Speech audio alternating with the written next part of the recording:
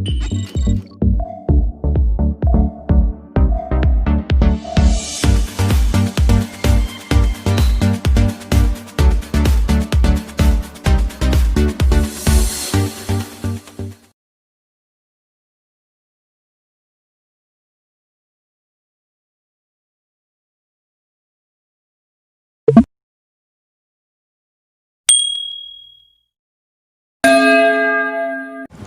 morning students, I am Rajendra Tawar to teach you the science of class 9.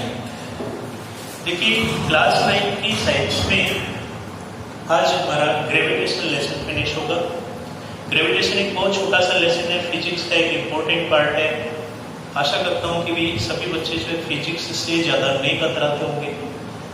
It is the matter of fact कि भी physics portion जो है वो कठिन पड़ता है साइंस में, लेकिन इसका ये मीनिंग नहीं होता कि भी हम ये कंसिडर ही कर लेते ऐसा ही होता है।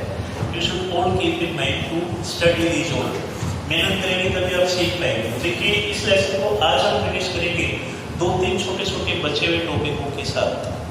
देखिए सबसे पहला टॉपिक हमारे पास एक बचा हुआ है जो हम पढ़ेंगे आज, मास।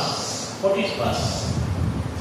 देखिए मास क्या होता है बहुत सुनते हैं, और मास और वेट में बड़े कंफ्यूज रहते हैं कि मास और वेट अलग अलग है, क्या है क्या नहीं है।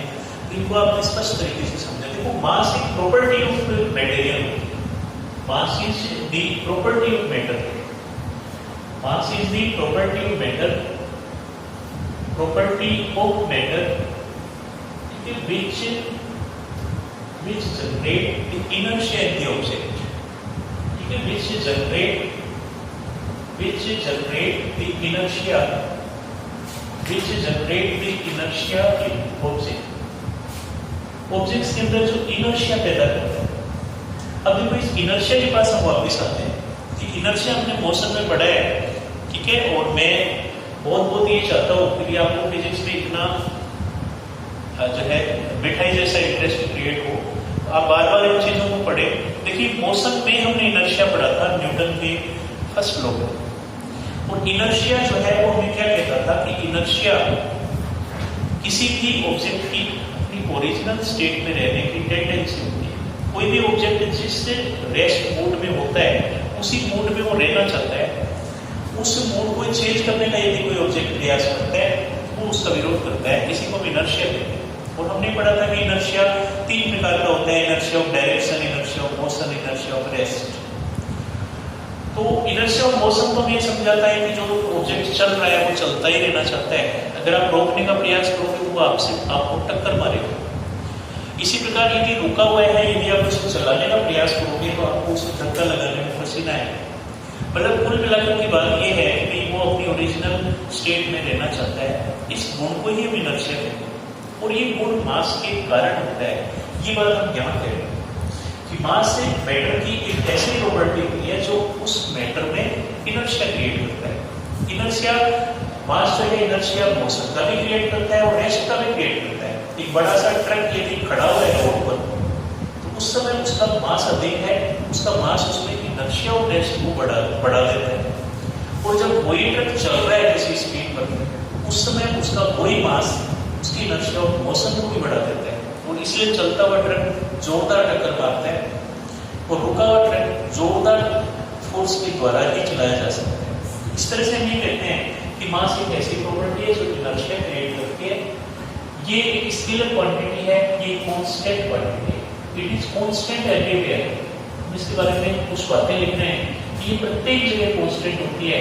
इसकी वैल्यू यूनिवर्स के किसी पार्ट में किसी ऑब्जेक्ट का मास उतना ही रहता है, चेंज नहीं होता है। It is constant everywhere. Symbol इसका एम होता है, इसकी ऐसा यूनिट किलोग्राम होती है।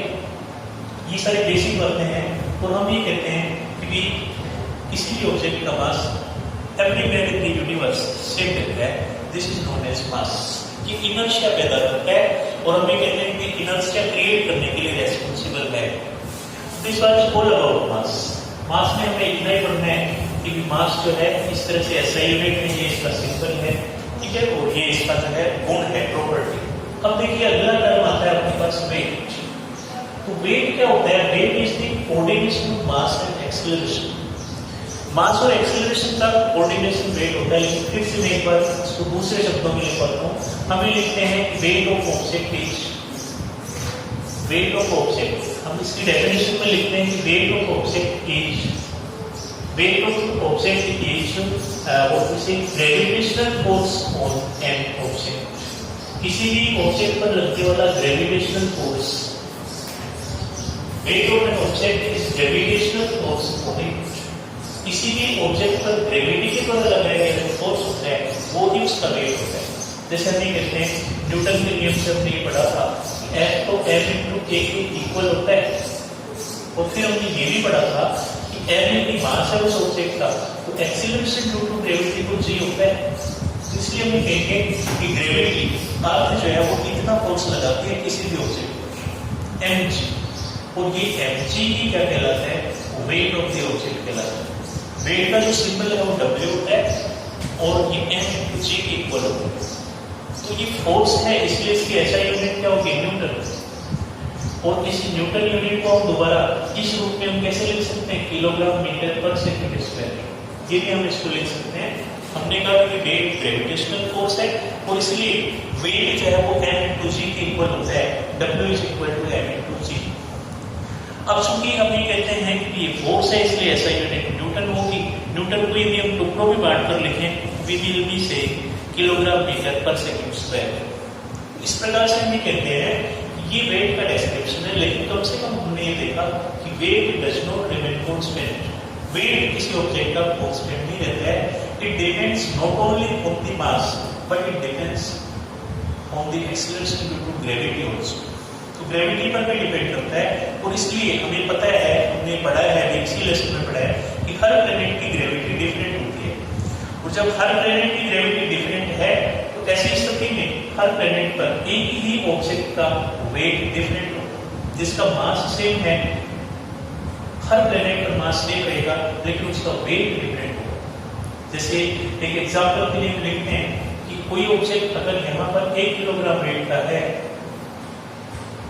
1 किलोग्राम वेट यहाँ पर अर्थ पर उसका वेट है, तो मून पर उसका वेट 1/6 किलोग्राम वेट हो जाता है, मतलब 1/6 घट जाता है। ऐसा क्यों हो गया, क्योंकि g at moon is 1/6 of g at earth.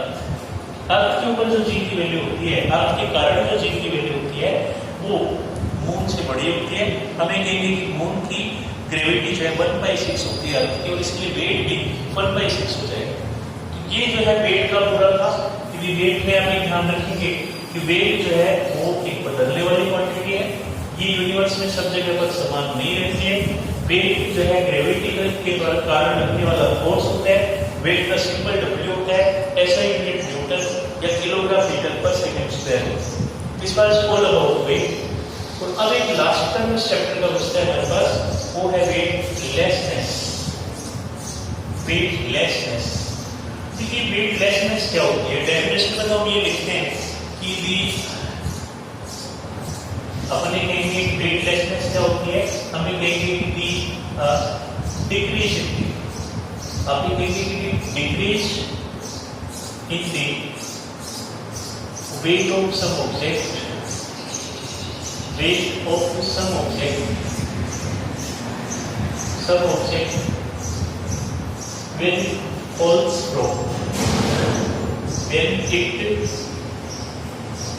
it falls freely, when it falls freely in the direction of gravity, in the direction of gravity। लेकिन ग्रेविटी की डायरेक्शन में अगर कोई ऑब्जेक्ट फ्रीली फॉल करता है, उस स्थिति में उसका वेट लेस अपीयर होता है, कम नजर आता है, कम प्रतीत होता है।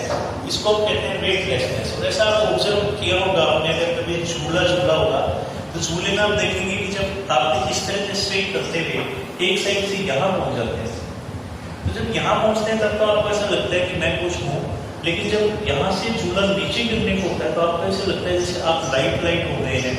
It will be feeling to you, आपको बिल्कुल ऐसा लगेगा कि आप हल्का हल्का महसूस कर रहे हैं। ये क्या है, weightlessness. It is the what we say phenomenon in which the weight of some object appears less when it falls freely under the action of gravity in the direction of gravity। इसी को हम कहते हैं weightlessness. ये क्यों होती है? इसलिए होती है, देखिए मान लीजिए हम एक लिफ्ट के अंदर हैं और लिफ्ट के ऊपर एक मशीन रखी हुई है, इसके ऊपर हम खड़े हुए हैं। ये मशीन हमारा वेट क्यों बताती है? क्योंकि हम मशीन पर धक्का लगाते हैं। मशीन पर जब हम धक्का लगाते हैं तो मशीन ऊपर की तरफ धक्का लगाती है, उसको हम कहते हैं रिएक्शन, मशीन का रिएक्शन। तो जितना एक्शन हम करते हैं उतना ही रिएक्शन मशीन करती है और हमारे वेट के बराबर वो बताती है। लेकिन इस केस में जब लिफ्ट नीचे की तरफ चलती है तो ये जो वेट मशीन है ये हमारे पाँव से हल्का हल्का सा दूर होने का प्रयास करती रहती है और इसलिए हमारे पाँव इस पर ठीक ढंग से नहीं टिक पाते और रिएक्शन कम हो जाता है और ये वेट हमारा कम बताता है। This is known as weightlessness. और ये वेटलेसनेस की जो घटना है ये सैटेलाइट्स में ऑब्जर्व की जाती है।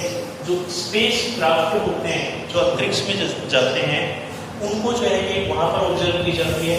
उसके कारण से बहुत सारे इफेक्ट जो है वहाँ ऑब्जर्व किए जाते हैं।